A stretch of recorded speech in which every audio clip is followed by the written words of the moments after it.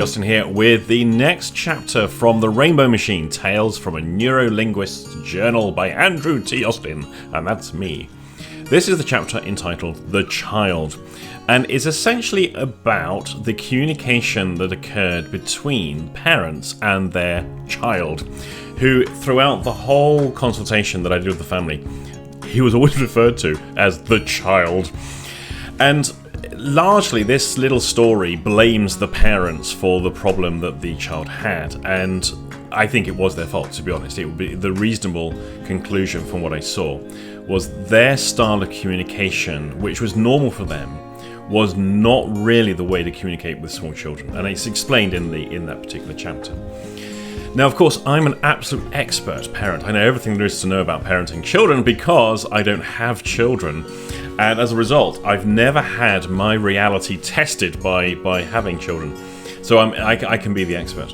And one thing I absolutely know to be true is that there's all the parenting guides in the world. There's all the experts on what you should do if you have children. But it's a very, very different matter when you have that child yourself.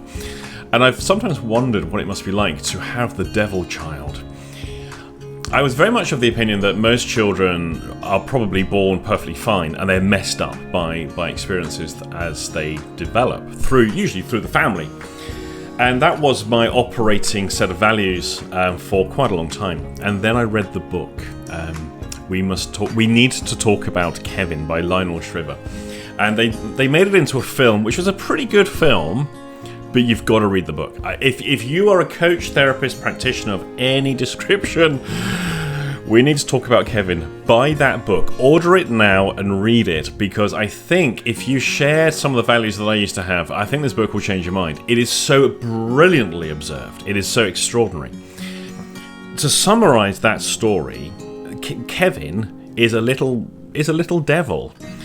Everyone else thinks he's fine, only the mother can see the truth. But of course the general idea is the mother is the one who's screwing him up. But of course she can see what's really going on and no one else can. And she's caught in this reality where no one believes her version of events. And Kevin is slightly challenging in some very, very disturbing ways that no one else can see. And I think that it's portrayed so brilliantly. It's a book worth buying, and I think it's a book that would put you off parenthood. Because what would happen if I had that child? I've got all this therapeutic knowledge, I've got all this psychological awareness, I've got all this linguistic sophistry, and all this kind of stuff.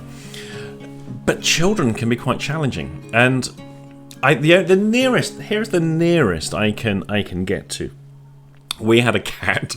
It's terrible. I know it's terrible. Sorry, a terrible comparison. But we had a cat, and it was a Siamese cat. And anyone who's had a Siamese cat will know how unbelievably vocal they can be. They tend to shout a lot. Most of the day when they're not asleep, and most of the night when they don't sleep.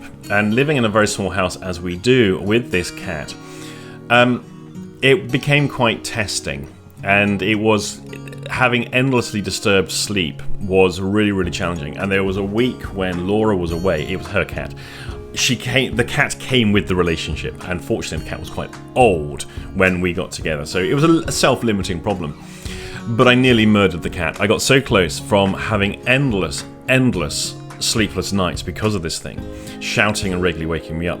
I would be in the situation of lying in bed, waiting for it to start shouting, and it didn't, which was sometimes even more annoying that it didn't, and then I'd fall asleep and just and then it starts shouting.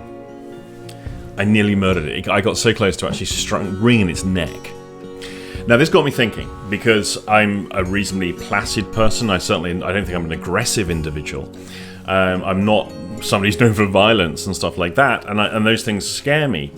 And yet I discovered what I fantasized about killing it. And I got so close that particular night of actually nearly throttling the cat. And that woke me up to a few things, because I thought, now that's this endless fatigue that I have gone through. And I'm at my wit's end, and I'm now in despair. What would that do if I had a child who was presenting that kind of situation? Because some babies are quite noisy at night. They don't. Some people get lucky; their baby sleeps through the night, and others have a screamer, and that screaming phase can go on for months and months and months. And I just imagine how difficult that must be to handle especially if you're a single parent, and it's just you, and you've got the day responsibilities and other things going on in the daytime, and the challenges this must present is quite extraordinary. And so my point here being that it's very easy to understand what we see when we look at a parent and their child interaction and say, well, obviously it's the parent's problem. But maybe the parent has been rendered that way. Maybe the parent's coping strategy, the way they have become, has been engineered by the child. The child has driven them to the brink of madness. And now a lot of what we see, the stiffening, the armoring, the self-defensiveness that parents may take on, the being indifferent to a lot of stuff, might actually be a survival strategy. Because to not be indifferent can actually raise some dangers to small children, especially if that small child is keeping you awake and is providing challenges on a daily basis, is vandalizing your house, for example, that kind of stuff. This is a problem. And so a way of essentially saving oneself and child from what could happen, there's a distancing that starts to happen. There's a separation, an emotional disconnect can start to occur as a survival strategy. And over time, the relationship that parent then has with that child starts to develop beyond that. And now they're both locked into this way of being, but neither really knew how they got there because it was a gradual thing over time. So this chapter is a little bit awkward for me because given the evidence of what I witnessed and the exchanges that I saw, and I was noting these things down, they are word for word what was said because I was writing stuff down at the time. Now I'm older and wiser and all that kind of stuff. I've now got a slightly different opinion that this may not entirely be the parent's fault. They may have ended up in this situation because the challenge is presented by the child. And so what we see as an observer is the surface behaviors. We're not seeing actually what's going on underneath that. And so that's something now when I work with families, which I don't do so often, or if parents come to me or therapists come to me to say, I've got this child, what shall I do? This is quite an important thing to remember. Children aren't entirely innocent in terms of their behaviors, and some children they may not be intentionally challenging, but some kids are very, very challenging. You may have looked after a child once or been in a school environment or whatever, and you're so glad to be able to give them back to the parents at the end of the day. Well, imagine being that parent who's got that child. Jeez. Now, obviously, there's some things that parents can do differently in changing the paradigm, changing the communication stuff.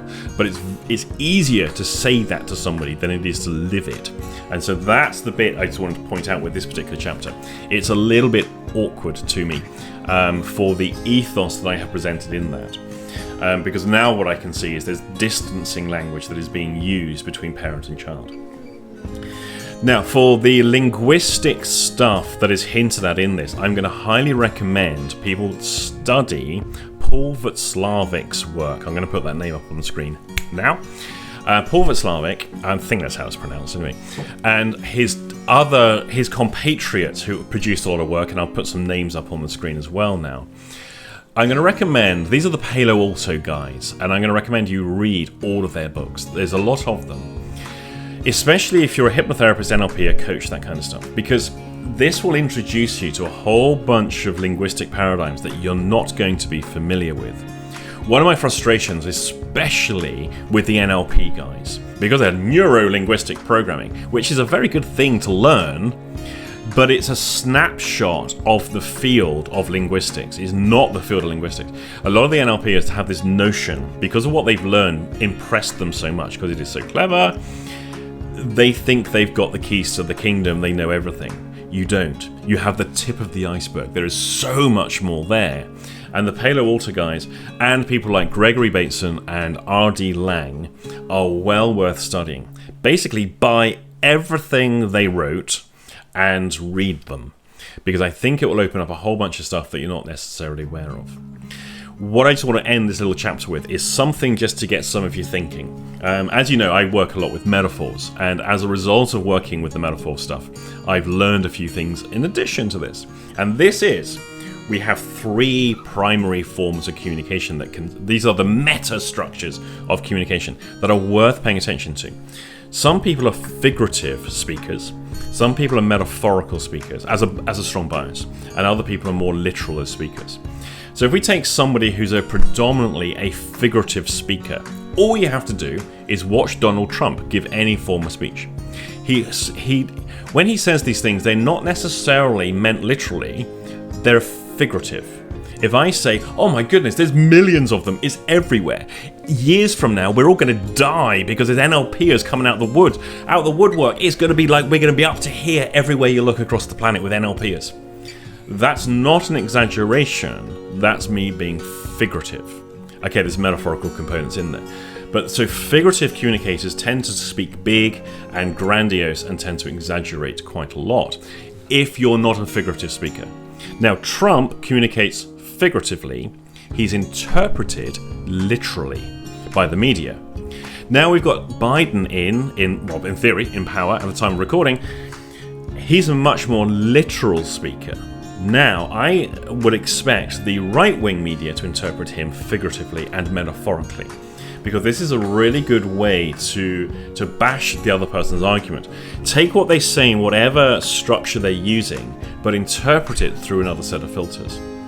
Meanwhile, a good example of a metaphorical communicator is going to be someone like Boris Johnson. So Johnson, he speaks a lot with metaphor, and he likes his operating metaphor of being the Churchillian "we'll fight them on the beaches" kind of nonsense. And so he likes using his metaphorical tags within his speeches. And now, if we take his metaphors but interpret them figuratively or literally, a lot of the stuff doesn't make sense. And the advantage, of course, speaking metaphorically, is you can then pretty much claim the metaphor means whatever you want it to mean, so you can switch its meaning later. But it's a good way of persuading people as well for stuff. What I'm listening for with our metaphorical speaker politicians is when they mix their metaphors. It gives a lot away when they do that. Look at the metaphors of movement work if you want to know more about how we can interpret these metaphors that people use. Now, for literal speakers, I think my wife is a very good example of a literal speaker. Now, I was, less so now, but I used to be a very figurative speaker. So I didn't really mean what I said, which is a bit weird now to think about it. I didn't really mean what I said. I was speaking figuratively. My wife is a very literal speaker, so she means what she says. Now, when we first got together, this was some area of interest to me because we would have these weird conversations where she would interpret what I said literally, but I was being figurative, and I would say I didn't mean that, and she would say, but you did say that. And that's when I woke up to the fact I was a figurative communicator, and I needed to really address that as a communication style.